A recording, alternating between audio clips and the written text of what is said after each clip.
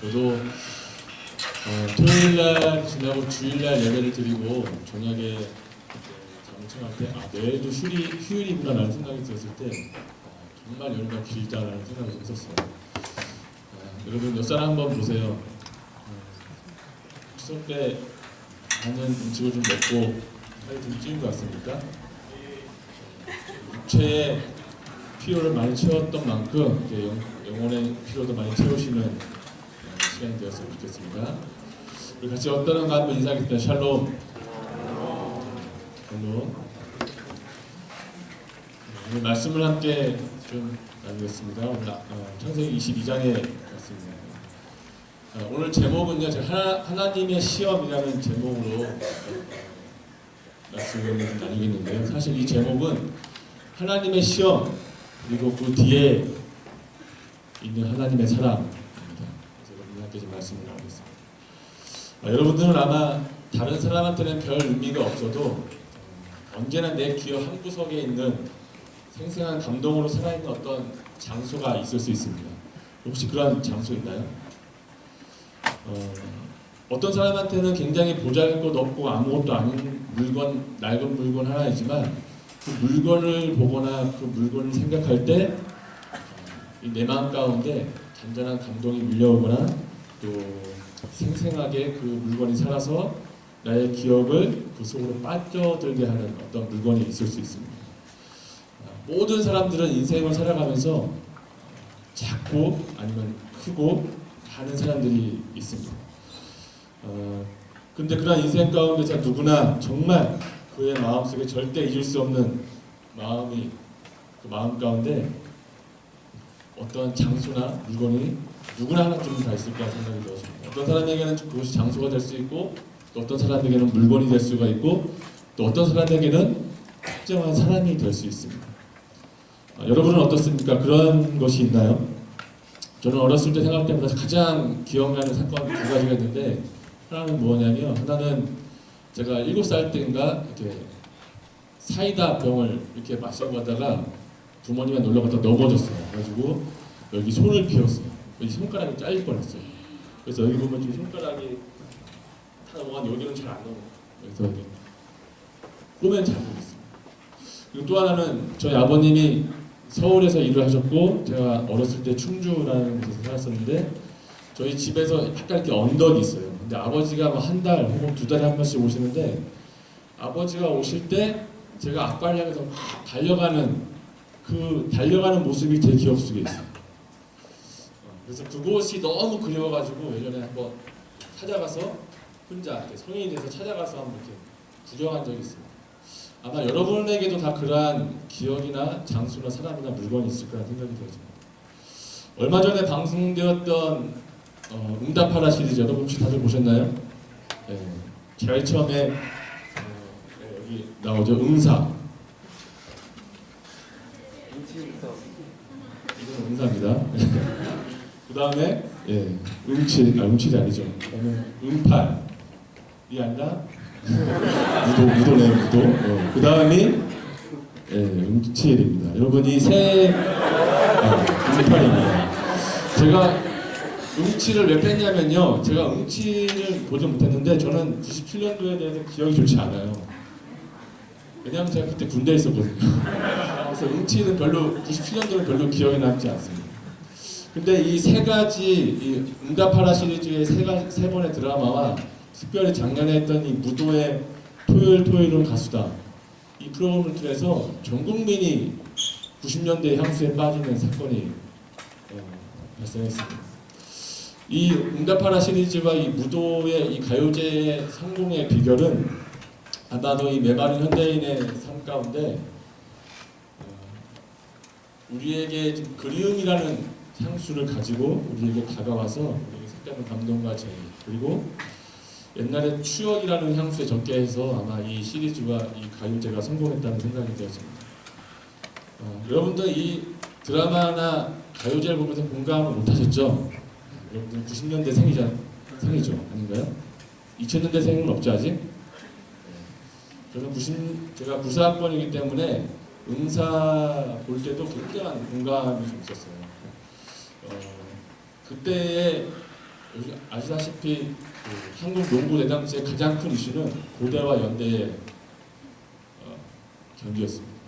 대부분의 여자들은 연대를 응원하고 대부분의 형제들은 고대를 응원했습니다. 저는 가장 좋아하는 선수가 고려대 전희철 선수였습니다. 근데 많이 졌죠. 그래서 많이 안타까운 어떤 그런 기억이 있습니다. 또 하나 저에게 잊을 수 없는 제 인생의 가장 강력한 장소가 있습니다. 그게 어디냐면 저는 서해에 있는 몽산포입니다. 제가 오늘 사진을 몇 개 찍어왔는데요. 사진 잠깐만 보여주시겠어요? 네, 불을 한번 꺼주시면 좋을 것 같습니다. 살짝 꺼주시면 좋을 것 같습니다. 제가 대학교 2학년 때 수련했던 장소입니다. 저를 굳이 살 필요 없고 저 대표 순장과 저와 사진이고요. 이거는 LTC의 사진이거든요.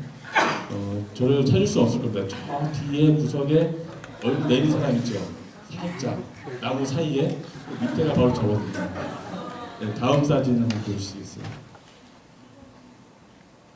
아 없나요? 아 이거 아닌데? 네, 안 되었어요. 예, 다시 켜주시면 돼요.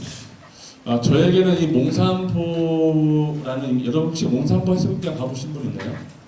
저는 몽산포 그러면 그냥 단순히 몽산포 해수욕장이지 않고 몽산포 앞에 붙는 수식어가 있어요. 뭐냐면 꿈의 바다 몽산포라는 수식어. 그 당시에 95년도에 이 여름 수련의 주제가 뭐였냐면 대학을 새롭게 세계를 새롭게라는 주제였어요. 그래서 저는 그곳에서 예수 그리스도를 만나고 경험했기 때문에 몽산포 그러면 꿈의 바다, 꿈과 환상의 에버랜드가 아니라 꿈의 바다 몽산포, 이런 수식어가 제 기억 속에 남아있습니다.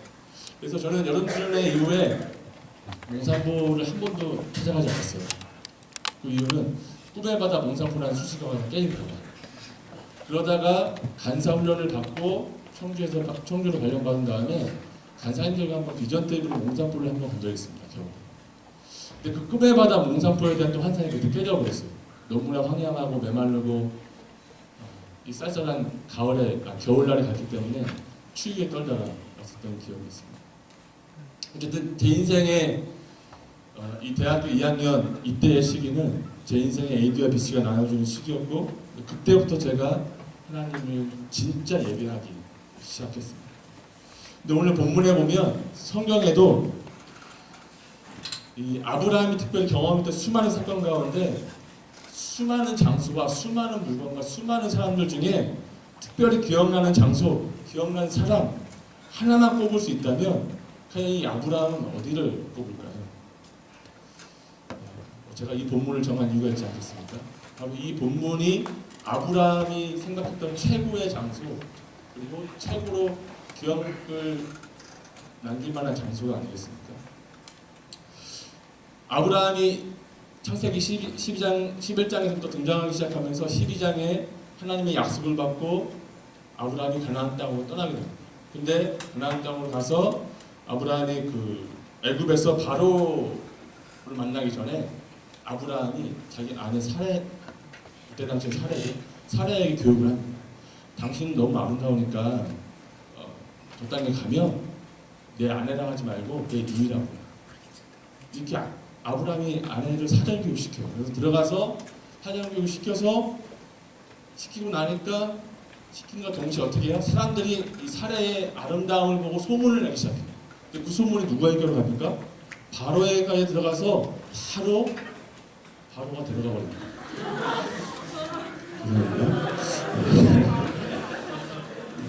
근데 여러분, 만약에 이 바로가 데려가서 바로가 이 사라가 결혼해서 막 애를 낳고 키우고 막 이러면 성경이 더 복잡해지지 않겠어요? 하나님이 그러기 전에 이 바로의 집안에 재앙을 내리셔서 다시 사례를 다시 아브라함의 품으로 데리고. 근데 중요한 것은 여러분, 이 아브라함이 사례를 다시 데리고 오면서 이 바로로부터 많은 어떤 뭐라 그러죠? 이 보상을 받아요. 그래서 암소와 나귀와 온갖 폐물을 잡고 근데 이 똑같은 사건을 창세기 20장에 가서 그랄람 아비멜렉에게 똑같이 또 아내를 팔아먹어요. 팔아먹은 건 아니고 누이라고 속여서 또 아내를 빼앗기게 됩니다.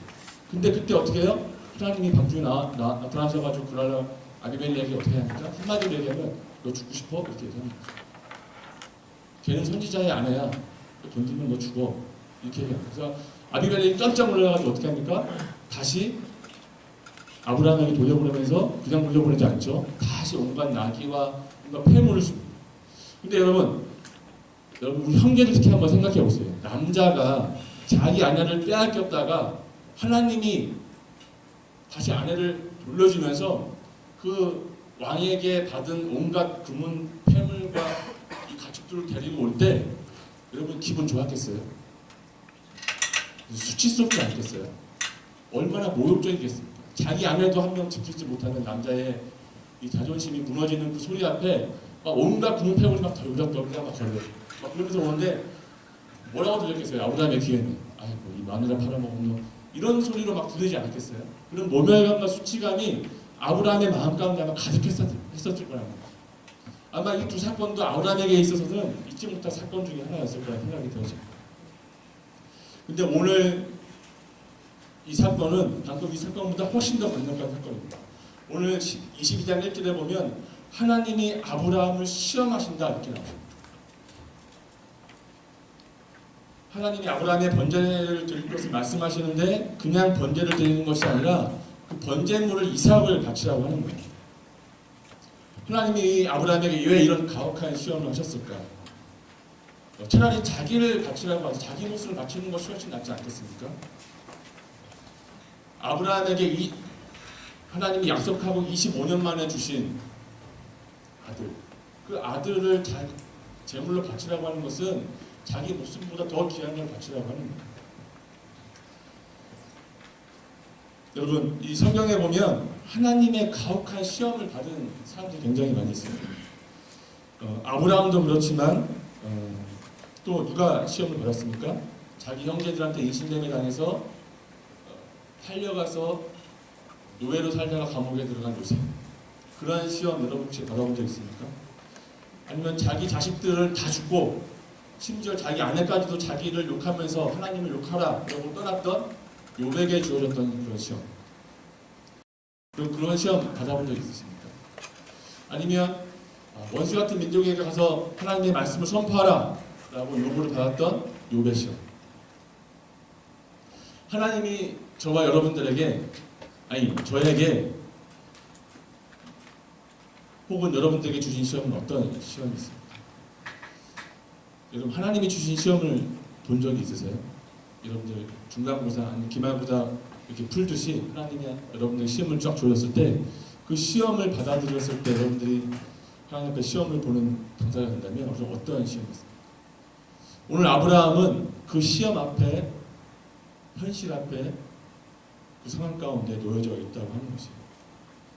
이 시험이 가지고 있는 의미, 이 시험 속에 숨겨져 있는 하나님의 의도, 이 시험 속에 숨겨져 있는 하나님의 계획과 사랑이 어떤 것인지 오늘 이 시간 함께 우리가 묵상을 통해서 말씀 나눔을 통해서 저희 여러분들이 분명하게 깨닫고 알아가는 시간이 되었으면 좋겠습니다. 하나님께서 이 아브라함에게 내 사랑하는 아들 독자 이삭을 번제물로 드려라 이렇게 얘기했을 때 아마 아브라함에게는 이삭은 아브라함의 모든 것이 달려있는 존재였다는 생각이 되어집니다. 아브라함의 가장 마음 깊은 그곳의 중심을 다룰 수 있는 존재가 바로 이삭이라는 생각이 되어집니다. 근데 그것을 어디에 바치라고요? 모리아 산에 바치라고 하는 것입니다. 만약 우리에게 이런 시험이 없다는 것을 여러분 얼마나 감사해요. 그죠? 여러분들에게 아직 자식이 없지만 만약에 하나님이 감중에 나에게 나타나셔서 내 사랑하는 아들 유건이를 번제물을 바치라 이렇게 한다면 어쩌면 저도 도망갈지도 모르겠어요. 어쩌면 저도 그 말에 내가 과연 순종할 수 있을까 의구심이 들기도 합니다. 지금까지 아브라함이 하나님 앞에 수많은 제사를 드리고 수많은 예배를 드리면서 많이 많은 양과 소와 가축들을 번제물을 잡았을 거예요. 근데 그곳에 이럴 때면 그 번제물을 잡을 때마다 하나님 앞에 드렸던 어쩌면 너무 많이 드려서 형식적으로 또 아무 생각 없이 드렸던 그 예배, 그 제사 가운데 지금의 제사와 그때의 제사와는 비교할 수 없는 제사가 되어지고 있는 것입니다. 지금 이 모리아 산에 올라가서 이 번제단에 올라가서 아버지의 칼날을 기다리던 이삭의 심정, 그리고 이삭을 찔렸던 아브라함, 찌르려고 했던 아브라함, 만약에 세월이 수십 년이 흐른다 하더라도 아브라함이 다시 이곳에 와서 다시 이곳을 회상하며 다시 그때를 생각한다면 아브라함은 여전히 그 마음과 생각 가운데 생생하게 그 기억이 있을 거라고 하는 것입니다. 아마 아브라함이 드렸던 지금까지 모든 제사 중에 그 생애 최고의 제사가 바로 이 제사였을 거라 생각이 들어요. 하나님이 감동했던 제사. 하나님께서 아브라함을 불러서 그 일생을 이끌어오면서 하나님께서 가장 감격스럽게 아브라함의 순종을 받으셨던 그 제사가 바로 아브라함이 사랑하는 아들 독자 이삭을 자신에게 바친 것이라고 하는 것입니다. 하나님을 경외한다는 그 표현 중에 이 아브라함의 이 표현처럼 더 큰 표현이 어디 있을까요? 어디 있겠어요?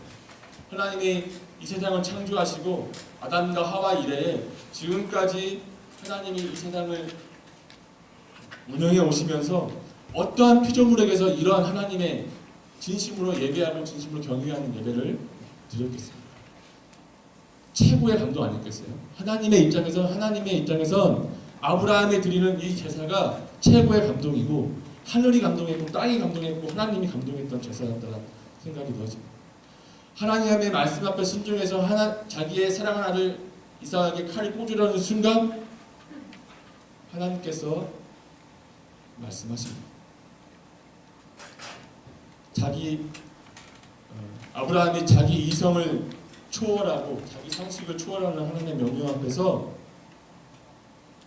마지막 하나님에 대한 믿음과 신뢰를 가지고 이 이삭의 가슴에 칼을 꽂으려는 순간, 여러분, 아버지가 아들의 가슴에 칼을 꽂는 것이 쉽겠어요? 자기 가슴에 칼을 꽂는 것이 쉽겠습니까?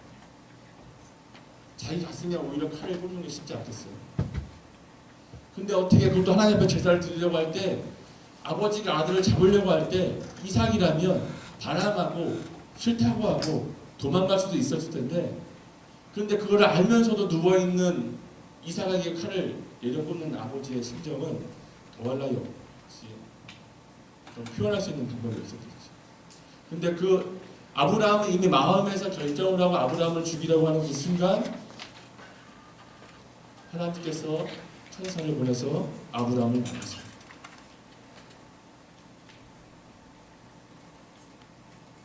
이 세상에 인간의 의지와 인간의 감정과 인간의 상식을 뛰어넘는 하나님 앞에서 이 모리아 산에서 드린 이 제사는요, 하나님이 수천 년이 지났지만 여전히 지금도 그 장소와 그 사건을 생각하면 하나님도 감동하고 계실 사건이라고 하는 것입니다. 여러분은 어떻습니까? 여러분 하나님의 말씀 앞에, 하나님의 명령 앞에 여러분들이 성경을 공부하고 매일 큐티를 하고 예배를 듣고 말씀을 들으면서 하나님이 주신 결단 가운데 순종하려고 하지만 우리가 그 하나님의 명령 앞에 얼마나 많은 고민을 했습니까? 특별히 우리 사랑하는 귀한 순장님들, 우리가 캠퍼스에서 순장으로 산다는 것, 알량한 내 인생의 주인이신 하나님이 내가 믿어주는 것처럼 내가 교회를 나가주는 것만으로도 대단한 거 아니야? 혹시 이렇게 생각했던 분이 있습니다. 간신히 신앙생활 하다 대학에 와서 CCC라는 데도 연결돼서 어떻게 와서 1년을 지냈는데 어떻게 하다 보니까 순장이 됐어요. 근데 순장이 되니까 어려워요. 요구하는 게 많아요. 시간도 필요해요. 물질도 들여야 돼요. 헌신도 해야 돼요. 그러다 생각합니다. 내가 조직에 너무 깊이 들어왔어. 이 조직에 들어오는 게 아닙니다. 여러분 이런 후회를 한 적이 있습니까? 이럴 줄 알았으면 내가 좀 더 생각해보고 순장이 됐어야 됩니다. 1학기 때 생각해보면 그런 것 같아요. 열심히 순장님하고 잘 놀다가 어느 날 순여행 가자고 해서 순여행을 따라갔어요. 순여행에서 잘 놀다가 잘 지내고 있는데 여름수련회 한번 가자. 여름수련회 다 갔다 왔는데 여름 갔다 오니까 방학 때 뭐예요? 성경통독 한다고 성경통독 수련하고 성경통독 끝나니까 이제 2학기 딱 됐어요. 2학기 되니까 순장대학 해봐야지. 순장대학 했는데 순장대학이 그냥 뭐 단순히 강의만 했으니까 과제도 많지, 읽어야 될 거 많지, 또 전도도 해야 되지, 또 순모임도 해야 되지. 이래 하면서 계속해서 끌려다. 순장대학 등록해라. 이제 수료도 해야 되지 않겠냐. 그러려면 전도도 해야지, 성경도 읽어야지, 순모임도 해야지, 큐티도 좀 해야지. 막 하고 있는데 좀 있으면 여러분 또 다른 소식 여러분들 기다리고 있습니다. 금식수련회가 준비되어 있습니다. 제가 금식수련회 총 진행을 맡았습니다. 챔프를 드려야지. 내가 이것을 해주는 것처럼 하나님 앞에 여러분 혹시 생각하고 있지 않습니까? 큐티를 해주는 것처럼, 전도를 해주는 것처럼, 기도를 해주는 것처럼 우리가 우리의 위를 자꾸 내세우려고 하는 우리의 모습이 있다고 하는 것입니다.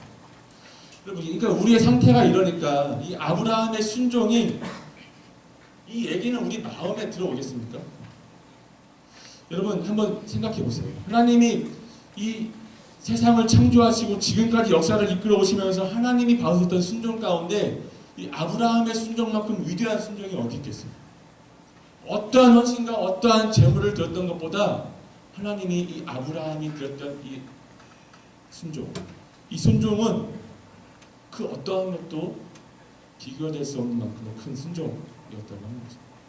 그래서 이 사건은 아브라함에게도 가장 큰 감동이었지만 하나님에게는 더 큰 감동, 더 큰 은혜였을 거라는 생각이 들어요.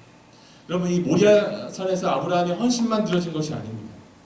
이 아브라함이 자식을 향해서 그 마음을 결정하고 주님 앞에 칼을 내려 꽂을 때 그때는 뭐 자식을 죽인 거나 다른 거죠. 죽이기로 결정을 했으니까 주님 앞에 자식을 바친 거죠. 그래서 이 자식 바친 아비의 마음을 하나님이 그 마음을 처절하게 아브라함에게 경험하게 하세요. 아브라함은 이미 이 자리에서 이삭을 바친 거예요. 아프고 슬프고 안타깝고 어떻게 할 수가 없어요. 그런데 하나님 앞에 이 칼을 내려 꽂으려고 하는데 하나님이 아브라함 하면서 아브라함을 말리십니다. 급히 말리더니 어떻게 합니까? 아브라함의 순종만 받으시고 하나님이 어떻게 해요? 스톱시켰어요. 그리고 어떻게 합니까? 여러분 이 영적인 상상력을 이렇게 동원해서 한번 생각해 보세요. 이 그림 한번 띄워주세요. 다음 그림.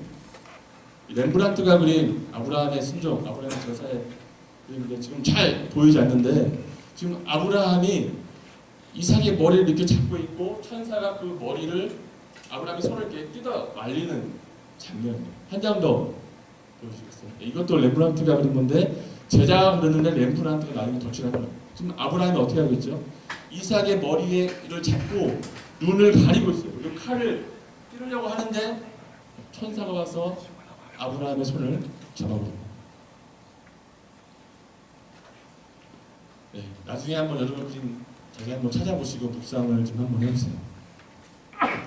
하나님이 고백합니다. 아브라함아, 내가 하나님을 고백하는 줄 내가 이제야 알았다. 이제야. 하나님이 감동하셔서 아브라함의 칼을 멈추게 합니다. 여러분, 이 아브라함이 칼을 멈췄을 때 이 아브라함과 이삭 사이에서 어떤 일이 일어났겠어요? 여기 성경에 보니까 11절에 이렇게 합니다. 여호와의 사자가 하늘에서부터 그를 불러 이르시되 아브라함아 하시는지라 하나님이 이르되 아브라함이 이르되 내가 여기 있나이다 하며 이렇게 얘기합니다. 그럼 여기서 아브라함이 이 순간에 그냥 퉁명스럽게 내가 여기 있나이다 이렇게 얘기했겠습니까? 하나님이 여호와의 사자를 보내서 아브라함의 칼을 잡고 뿌리칠 때 아브라함이 감동과 감격의 눈물을 흘리지 않았겠어요. 자기 아들을 살려주신 그 하나님 앞에 다시 감격하고 감동하고 이미 죽을 수밖에 없었던 아들, 죽여야만 할 아들, 그 아들을 향해서 아들을 끌어안고 대성통곡을 하지 않았겠습니까? 그것이 그때 현실의 모습 아니었겠어요? 이런 상황에서 체면 때문에 눈물을 훔치겠습니까? 아니죠. 자신의 모든 것을 통해서 하나님께 감사와 자신의 믿음을 표현하지 않겠습니까? 근데 여러분, 더 중요한 것이 있어요. 그것이 무엇이냐면 이 속에서 하나님이 우리를 향한 하나님의 사랑과 계획을 경험하게 됩니다. 하나님이 아브라함에게는 이삭을 바치라고 명령하셨습니다. 근데 바치지 못하게 말리시고 숯불에 걸려있는 양을 대신 바치게 합니다. 여러분, 이 양이 누구를 상징합니까? 이 양은 예수 그리스도를 상징합니다. 예수 그리스도는 누구십니까? 예수 그리스도는 하나님의 한 분밖에 없는 독생자 아들 예수 그리스도입니다. 이 자신 바치라는 하나님의 명령에 이 아브라함은 이삭을 바쳤어요. 근데 죽이지 않았어요. 왜? 하나님이 말렸으니까. 하나님은 아브라함에게 자식 바치는 그 아비의 마음은 경험하게 하고 실제로 그 재단에는 어떤 일을 해왔습니까? 바로 2000년, 수천 년 뒤에 하나님이 자기 사랑하는 아들 독생자 예수 그리스도를 그 재단에서 십자가에 못 박혀 죽게 하신다고 하는 것입니다.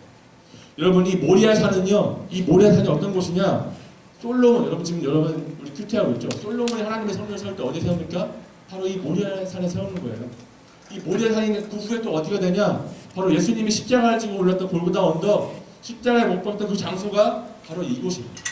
그래서 이 이삭이 3일 동안 길을 가고 3일 동안 길을 간 후에 다시 그 제물을 태울 나무를 지고 올라가는 것은 예수 그리스도가 받을 고난을 상징하고 있는 거예요. 그것을 예표하는 사건이 바로 오늘 이 아브라함의 제사의 사건이라고 하는 것입니다. 하나님은 이 아브라함을 통해서 하나님 자기 아들을 바치는 이 아비의 마음을 경험만 하게 하시고 실제로 그것을 행하시는 분은 누구세요? 하나님이 행하였다는 거예요.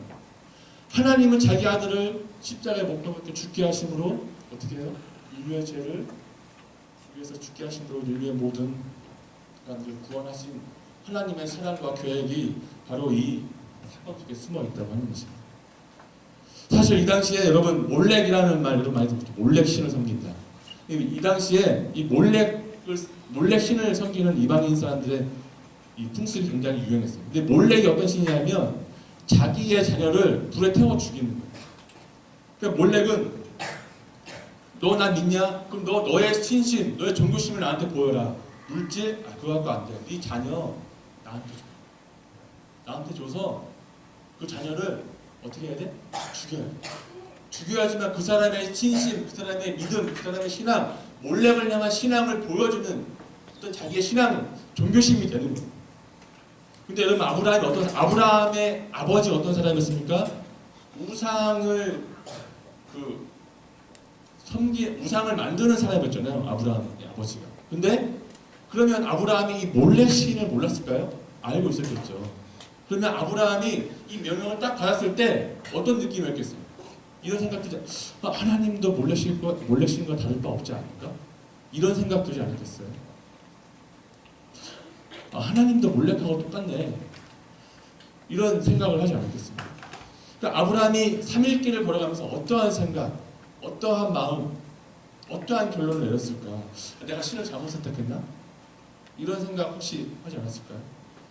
근데 아브라함을 보면, 히브리서에 보면 아브라함이 어떻게 되어 있냐면 아브라함의 믿음을 의로 여겼다 이렇게 이야기해요. 이게 무슨 말이냐면 이 믿었다는 것은 내가 잘 모르지만 분명히 하나님이 무슨 뜻이 있을 거야 라고 하는 믿음이에요. 그러니까 이해해서 믿음이 아니라는 거예요.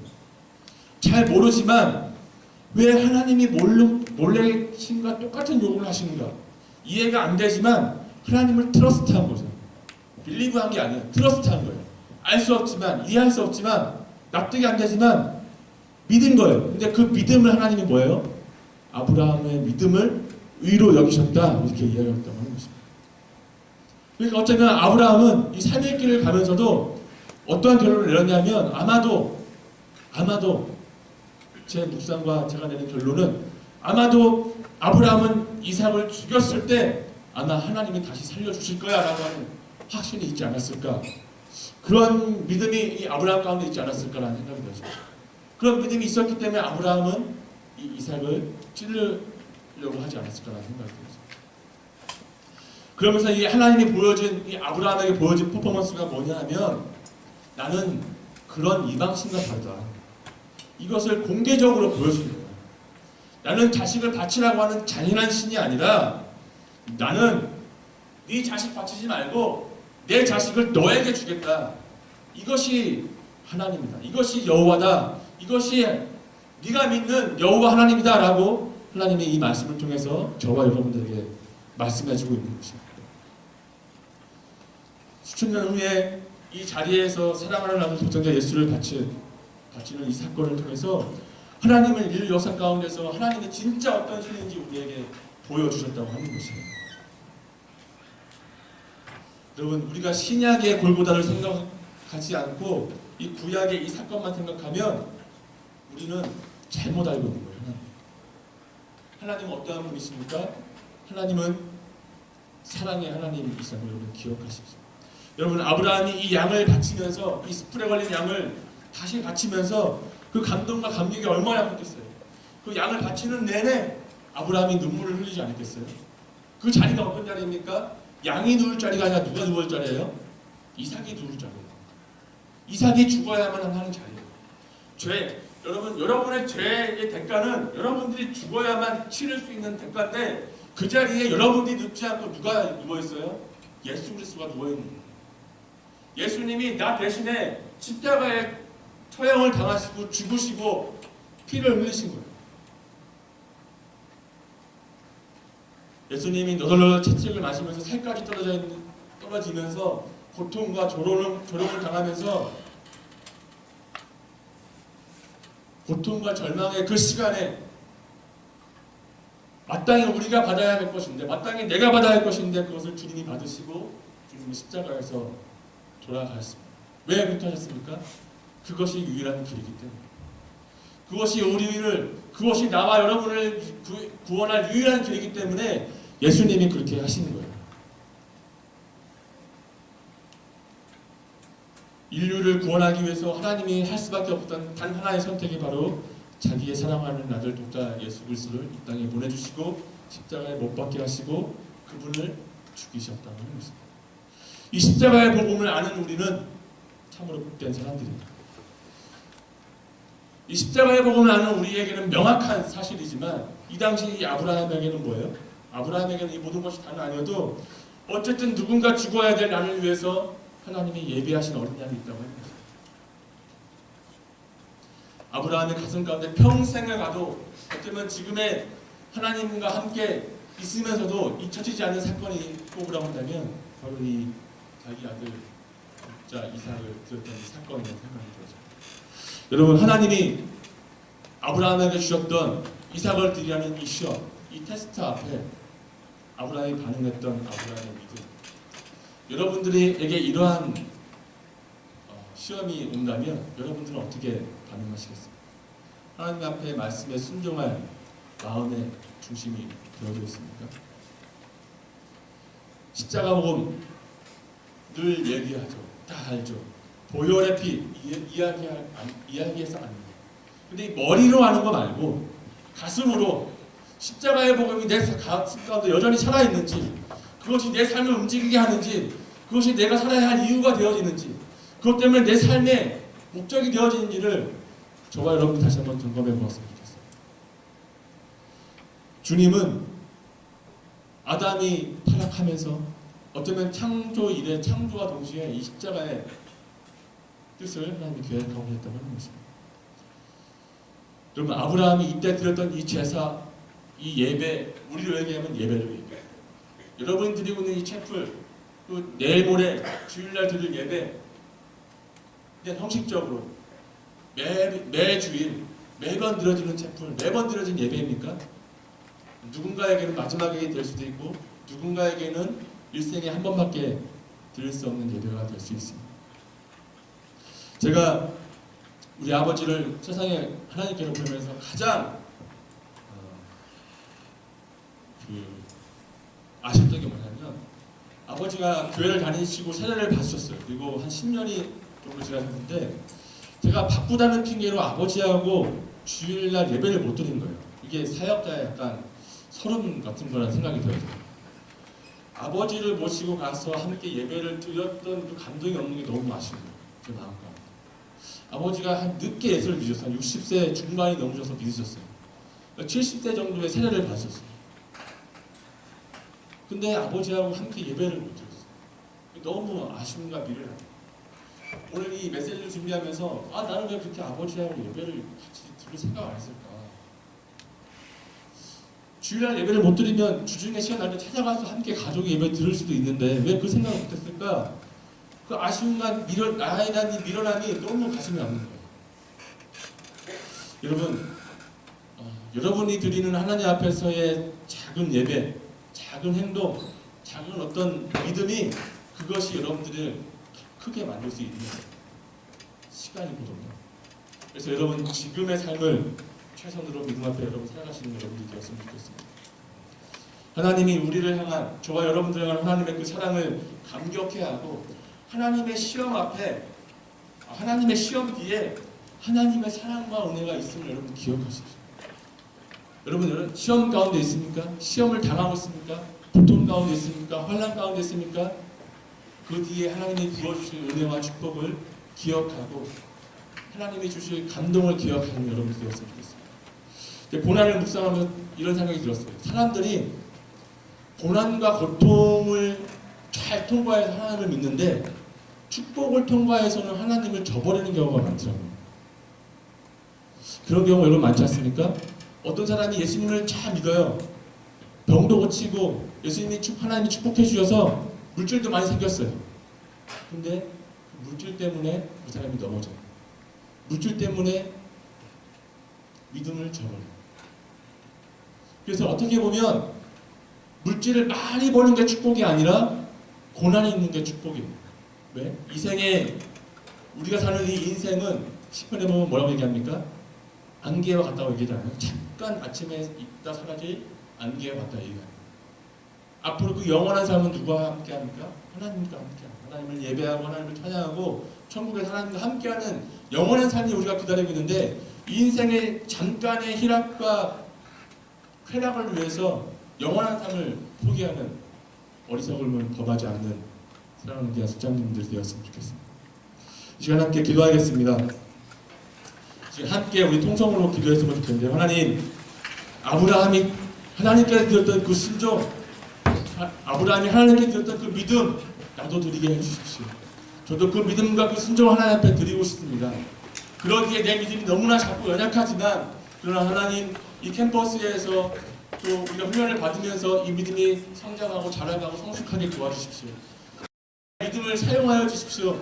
저 자신만한 믿음이지만 이 믿음을 통해서 수많은 사람들이 내 믿음을 거쳐가면서 생명을 얻고 영혼을 살려내는 은혜와 기적을 경험하는 나의 삶이 되게 해주십시오. 우리 같이 한번 믿음으로 같이 기도하도록 하겠습니다.